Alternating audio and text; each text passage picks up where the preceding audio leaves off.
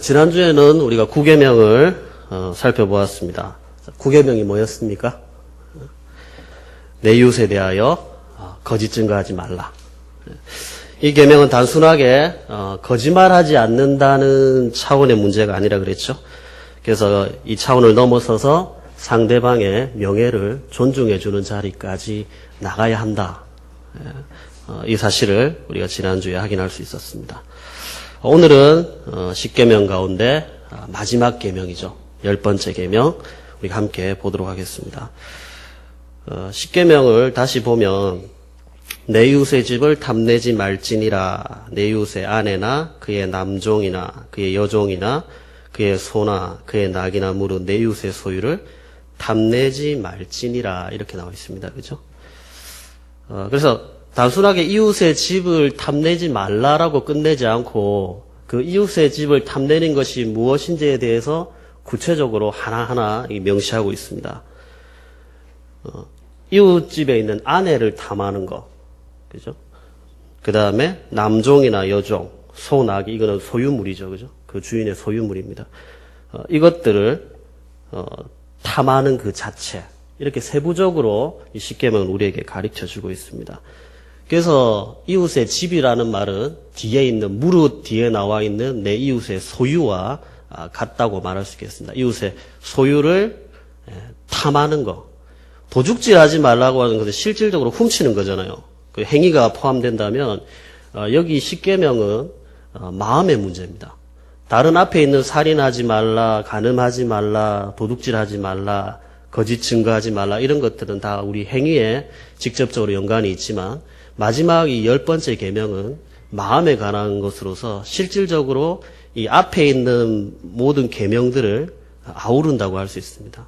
사실 모든 이런 동기들이 마음에서부터 시작되어 가지고 행위로 나오잖아요. 그죠? 그래서 십계명은 이 계명들을 전체적으로 설명해 준다. 전체적으로 그 의도, 동기를 말해 준다고 할 수 있겠습니다. 우리 오늘 113문 문답을 하고 좀 더 말씀을 전하도록 하겠습니다. 자, 묻겠습니다. 자, 답해 주십시오. 자, 십계명에서 하나님께서 원하시는 것은 무엇입니까? 하나님의 계명 어느 하나라도 어긋나는 지극히 작은 욕망이나 생각을 조금도 마음에 품지 않는 것이고 언제든지 우리 마음을 다하여 모든 죄를 미워하고 모든 의를 좋아하는 것입니다. 여기에서도 보면 답이 마음에 품지 않는다. 그리고 마음을 다한다. 이렇게 표현하고 있습니다. 소극적으로는 이런 것들을 마음에 품지 않는 것이고 적극적으로는 우리 마음을 다해서 의를 좋아한다라고 이렇게 말하고 있습니다. 그래서 마음에 관한 것임을 우리에게 가르쳐주고 있습니다. 구약 성경의 인물 가운데 우리에게 잘 알려진 인물이 많이 있지만 다윗이 대표적인 인물일 것입니다. 그래서 많은 사람들의 이름에 보면 뒤에 다윗이 붙는 그런 경우들도 많잖아요. 다윗은 특별한 인물이었죠. 많은 인물들 가운데 하나님의 마음에 합한 자라는 이런 명칭을 얻었던 인물은 다윗이었습니다. 그 다윗이 지은 시편을 보십시오. 얼마나 하나님을 찬양하는 하나님의 영광을 드러내는 시편들이 많이 있습니다. 그런데 그 시편 가운데 시편 51편은 그렇게 밝은 내용의 그런 시가 아닙니다. 그가 범죄를 저지르고 난 이후에 회개하면서 지었던 회개시가 시편 51편인데요. 그 배경은 사무엘하 11장에 나오는 것을 배경으로 하고 있습니다. 이제 다윗이 이스라엘의 왕이 되었죠. 하나님이 다윗과 함께 하셔서 다윗의 나라가 흥왕하게 되었습니다. 그래서 이스라엘이 든든히 이제 세워지게 된 거죠. 다윗의 나라가 든든히 세워졌습니다.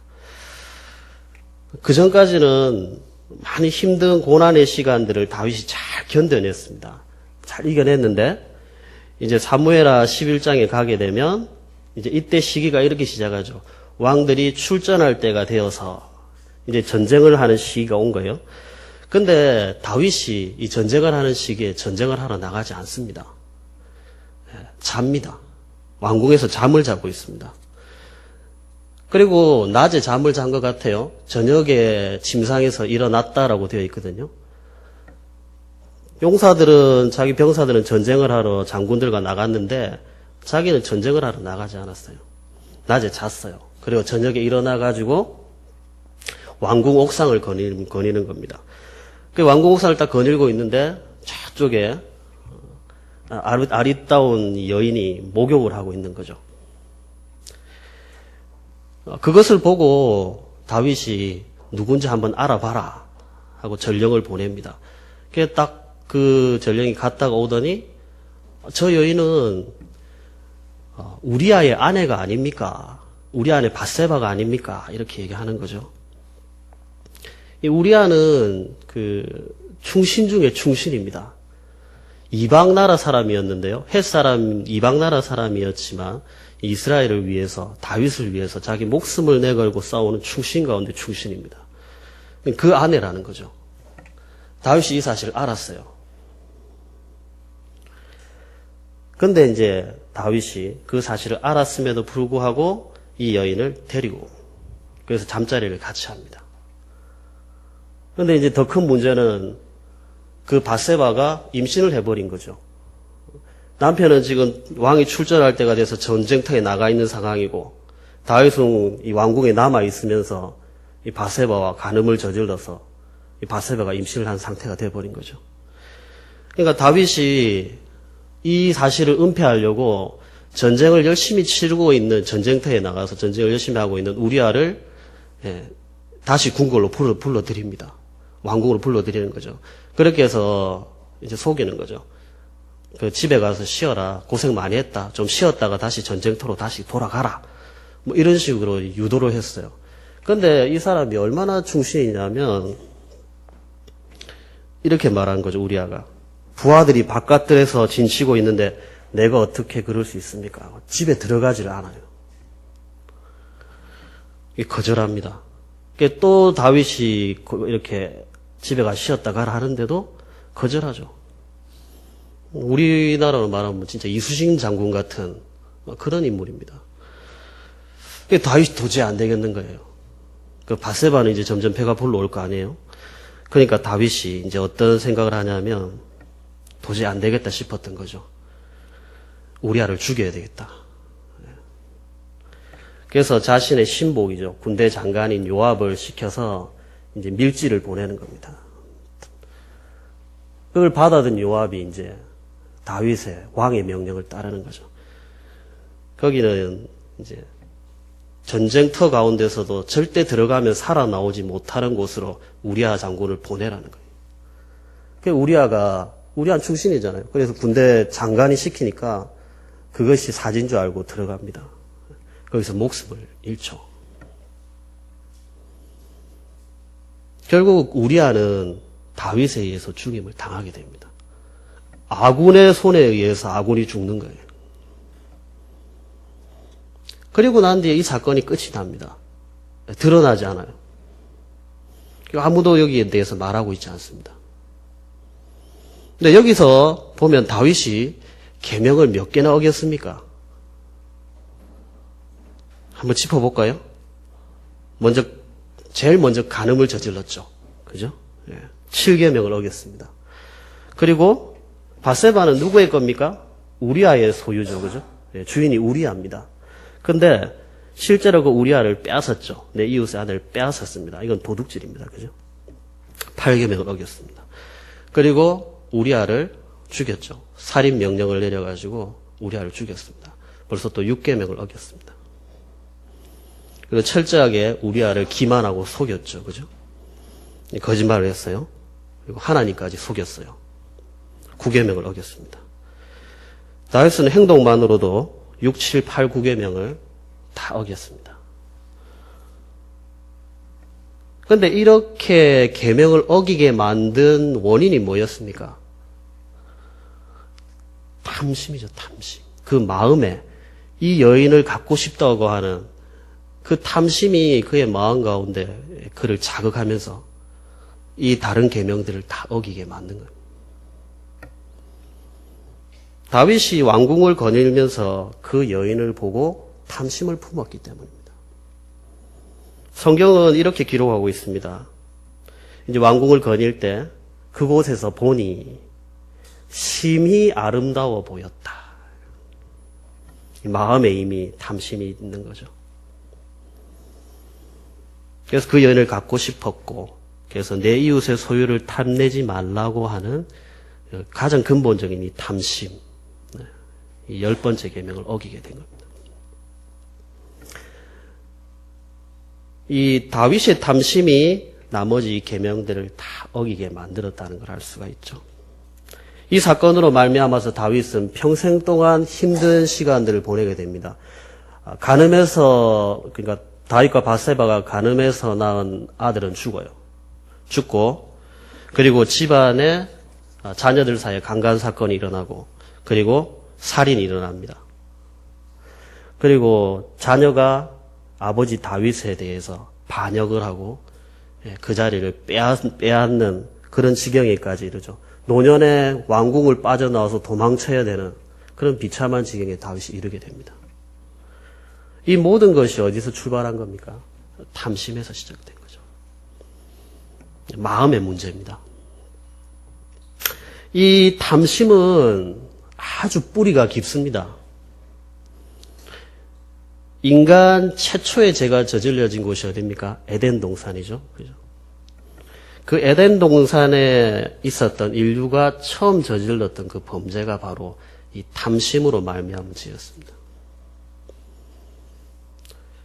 하나님이 이 세상을, 이 천지를 지으셨잖아요. 그죠?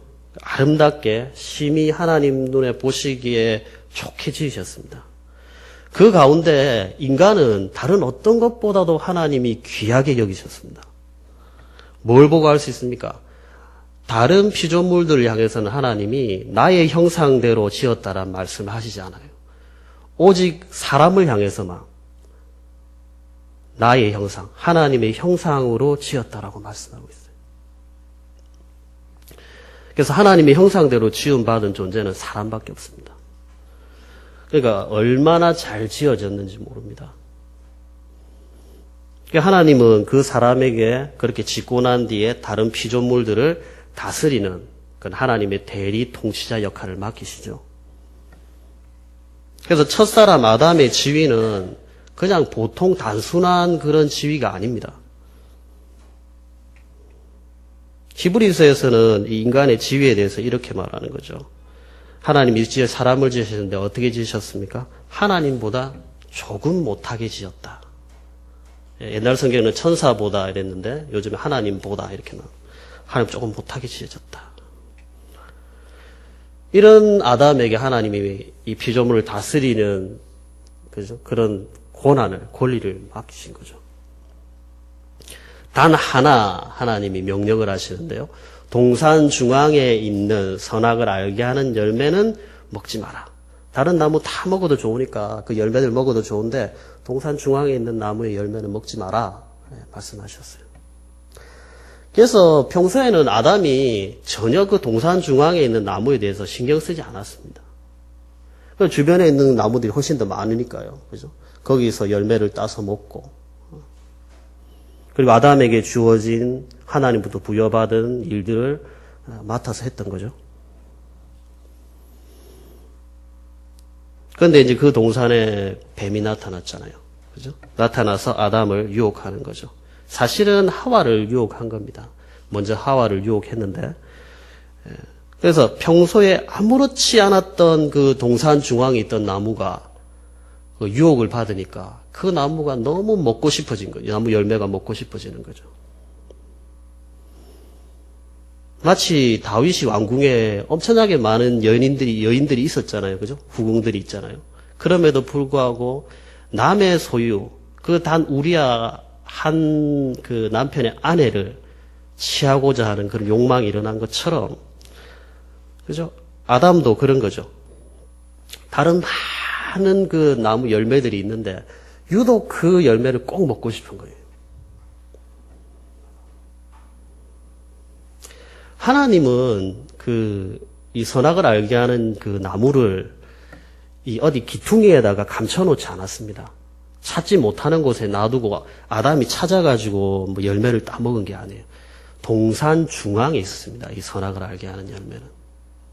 그 나무가 동산 중앙에 있었다는 건 뭘 말하는 겁니까? 어디에서 보더라도 그 나무가 보인다는 거죠.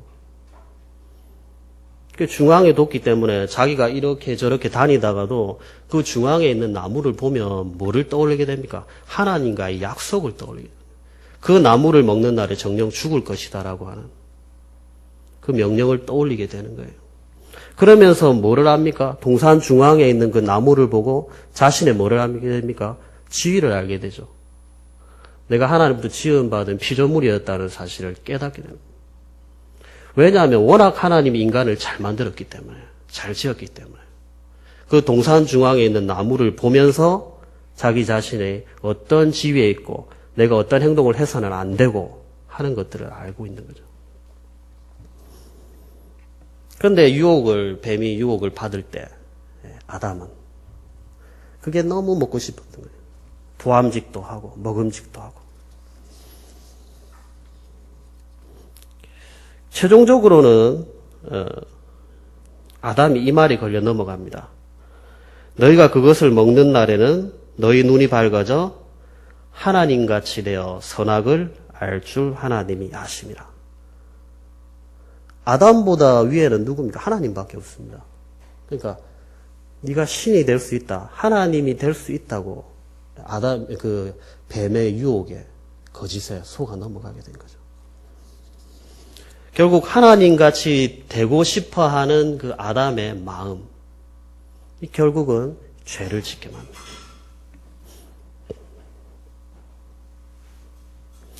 그렇게 해서 타락해버렸죠. 타락은 뜻이 뭡니까? 떨어진다는 뜻이잖아요. 그죠? 원래 있던 집이 위치에서 떨어져 버린 겁니다. 하나님의 대리자의 역할, 모든 만물을 잘 다스려야 될 그 지위에서 떨어져서 어디까지 떨어졌습니까? 떨어져 완전 바닥에까지 떨어졌습니다. 모든 지위를 다 잃어버렸고 더 이상 추락할 데가 없을 정도로 떨어져 버렸습니다. 에덴 동산에서 누렸던 그 지위가 모두 다 박탈당했고요.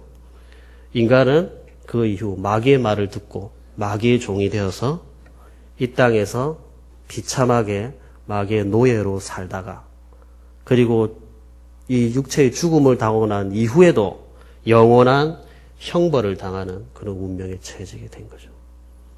이게 복음 아닙니까? 그죠? 이 사실에서 우리를 구원하시기 위해서 오시는 분이 예수님이시잖아요. 그죠? 그러니까 이렇게 되는 이런 타락하게 만든 결정적인 요인이 뭐라고요? 바로 탐심입니다. 탐심. 이 아담의 탐심. 다윗의 탐심, 아담의 탐심. 탐심이 문제였습니다.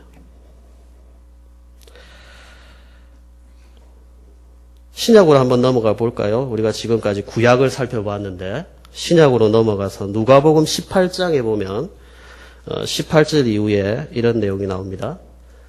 영생을 얻고자 하는 한 관리가 등장합니다. 그가 예수님을 찾아와서 이렇게 묻습니다. 선한 선생님, 내가 무엇하여야 영생을 얻을 수 있습니까? 그러니까 예수님께서 이렇게 말씀하시죠. 계명을 지켜라. 살인하지 말라. 간음하지 말라. 그죠? 도둑질하지 말라. 계명을 지켜라. 그러니까 이 청년이 자신 있게 대답하는 거죠. 나 어려서부터 다 지켜왔습니다. 다 지켰다고 하는 거예요. 그러니까 주님께서 그 말을 들으시고 이렇게 말씀하시는 겁니다. 내게 아직도 한 가지 부족한 것이 있다. 내게 있는 것을 다 팔아 가난한 자들에게 나눠주라. 그리하면 하늘에서 내게 보화가 있으리라. 그리고 와서 나를 따르라. 예수님이 아무나 보고 따르라고 안 하셨거든요. 예수님이 이 관리를 조금 어여삐 본 것 같아요. 그래서 그거 다 팔아 나눠주고 나를 따르라. 거기에 대해서 이 관리가 어떤 반응을 했습니까? 네, 주님. 어려서부터 계명도 지켰는데 그까지 재물이 뭐라고요? 다 팔고 다 나눠주고 주님 따라가겠습니다. 안 그랬죠, 그죠? 그랬으면 참 좋았을 텐데 그렇게 말 안 했습니다. 성경은 답이 없어요. 그 사람이 뭐라고 말했는지 없고 이렇게 기록하고 있습니다. 그 사람이 큰 부자이므로 이 말씀을 듣고 심히 근심하더라. 주님의 이 말씀에 근심했어요. 마가복음에는 그다음 마태복음에도 이렇게 나옵니다. 슬픈 기색을 띠고 근심하며 가니라.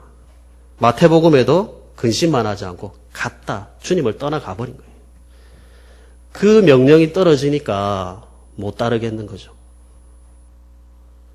이 돈을 사랑하는 그 안에 깊숙이 자리 잡고 있는 그 마음, 그걸 내려놓을 수 없는 거예요.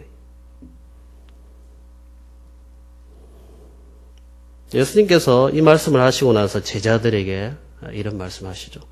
낙타가 바늘기로 들어가는 것이 부자가 하나님 나라에 들어가는 것보다 쉽다. 이 청년에게는 그 부족한 한 가지가 사실은 전부였습니다. 그의 전부입니다. 그의 전부. 이 청년의 마음은 뭐예요? 하나님이 계셔야 될 그 자리에 뭐가 있는 겁니까? 돈이 있는 거죠. 돈이. 재물이 있는 거죠.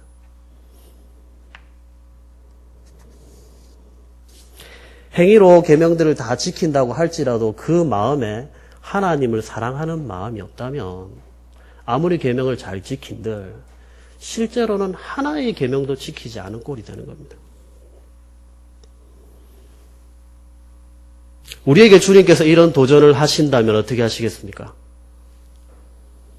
네가 가진 거 다 팔아서 나눠주고 너 나 따라라.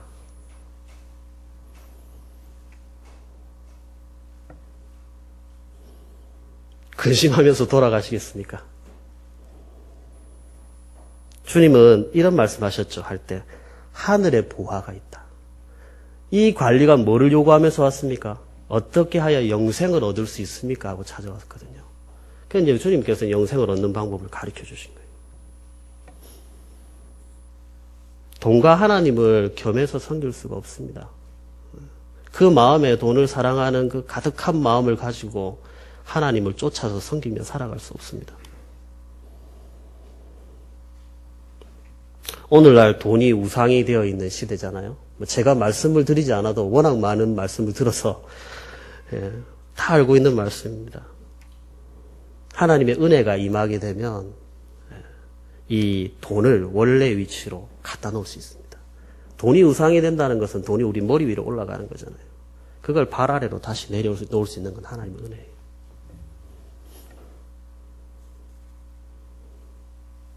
사도 바울이 디모데에게 편지를 하면서 이렇게 말합니다.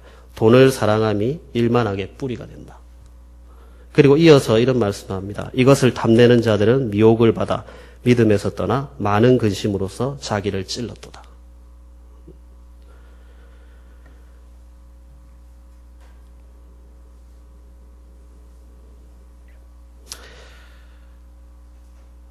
아까 그 영생에 대해서 이 관리에 대해서 말할 때 부자가 하나님 나라에 들어가기가 참 어렵다. 사실은 못 들어간다는 거의 그 얘기잖아요. 그죠? 사도 바울이 에베소서에서 이렇게 말합니다. 너희도 정녕 이것을 알거니와 음행하는 자나 더러운 자나 탐하는 자 곧 우상 숭배자는 다 그리스도와 하나님 나라에서 기업을 얻지 못하리니. 이런 자들이 하나님 나라에 들어갈 수 없다는 거죠. 우리는 이 말씀을 잘 새겨들어야 됩니다. 그럼 어떻게 해야 될까요? 탐심의 마음을 내려놓는 거예요. 뭘 더 갖고 싶어 하는 마음. 나에게 있는 것에 만족하는 그 마음들. 이게 우리에게 필요한 거죠. 이건 뭡니까? 자족하는 마음입니다. 자족하는 마음. 먼저 하나님을 깊이 알 때 우리는 자족하는 삶을 살 수가 있습니다. 하나님에게 모자람이나 결핍이 있습니까? 없죠. 이 세상의 모든 만물이 필요로 하는 모든 것은 어디로부터 공급을 받습니까? 하나님으로부터 공급받습니다. 내가 열심히 노력해서 얻어지는 것 같지만 그렇게 보일지는 몰라도 하나님의 사람들에게는 하나님이 공급해 주시는 것이 있는 거죠. 그럴 때 자족하는 삶을, 이것을 믿을 때 자족하는 삶을 살 수 있습니다. 그리고 하나님의 섭리를 신뢰할 때 우리는 탐심을 버리고 자족하는 삶을 살 수가 있습니다. 좋은 일만이 아니라 나쁜 일이 우리에게 주어질 때도 이것이 나를 향한 하나님의 계획 가운데 들어있다는 사실을 믿을 때 우린 이런 삶을 살 수 있는 거죠. 그리고 하나님의 백성들을 하나님께서 먹이시고 입히신다고 하는 그 사실을 믿는 그 믿음. 이것이 우리가 탐심을 버리고 자족하며 살 수 있게 해줍니다. 오늘 아침에 우리 중고등부 아이들에게 말씀을 전하는 가운데 이 얘기를 했는데요.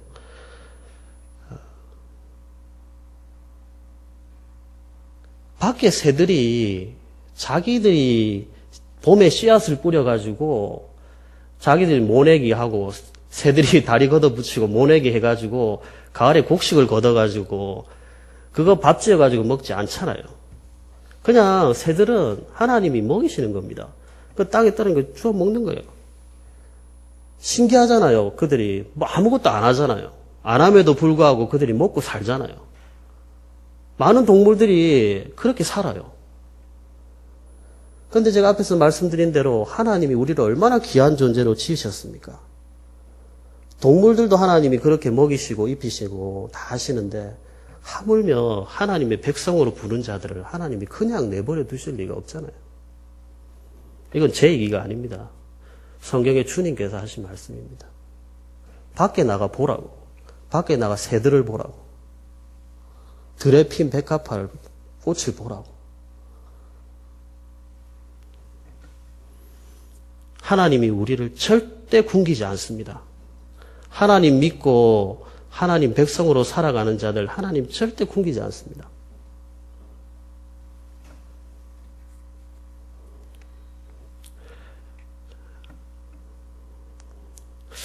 우리 안에 이런 믿음이 있기를 바랍니다.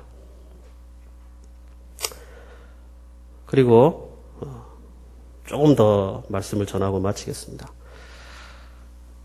우리가 언제 탐심을 버리고 하나님이 우리에게 허락하신 계명을 제대로 지키며 살아갈 수 있을까요? 주님의 삶을 바라볼 때 우리가 이 삶을 살아갈 수 있습니다. 주님의 삶이 어땠습니까? 이제 내일부터 고난주간 특별 새벽 기도회가 시작이 되잖아요. 그죠? 주님의 이 땅에서의 삶은 낮아지는 삶이었습니다. 주님은 버리시면서 살아가신 삶이었습니다. 태어나실 때부터 가난한 목수의 아들로 태어나셨어요. 그리고 이 땅에서는 더 많이 가지라고 부추기잖아요. 그죠? 그러나 주님은 사람들을 향해서 뭐예요? 더 많이 내어놓아라. 네가 가진 것을 내어놓아라. 그리고 나를 따르라. 네가 가진 것을 그대로 유지하고 나를 생각하지 말고 그거 가난한 자들 나눠주고 나를 따라오라. 주님은 끝까지 내어놓는 삶을 사셨습니다. 어디까지 내어놓으셨습니까? 자기 자신을 다 내어놓으셨잖아요. 자신의 몸을 죽기까지 내어놓으시는 삶을 살았습니다. 물질만 내어놓는 정도가 아니라 자기 몸을 내어놓는 자리까지 그 자리까지 내려가신 거예요. 주님의 삶은 조금 더 보태려고 하는 삶이 아니었습니다. 다 내어놓는 삶, 다 내어놓는 삶. 이런 자신을 버리시는 삶을 통해서 죄인들을 구원해 주신 거예요. 주님의 삶이 그랬습니다. 그리고 주님은 우리에게 그의 제자들에게 요구하십니다. 자기를 부인하고 자기 십자가를 지고 나를 따르라.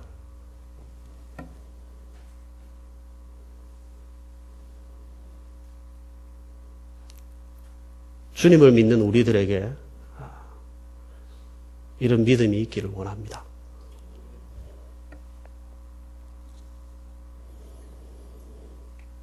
지금 주신 것에 먼저 감사하는 마음,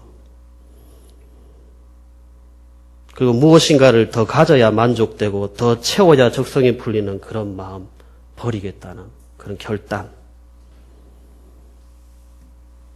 이것이 우리에게 필요할 줄로 믿습니다. 오늘 십계명을 공부했는데요.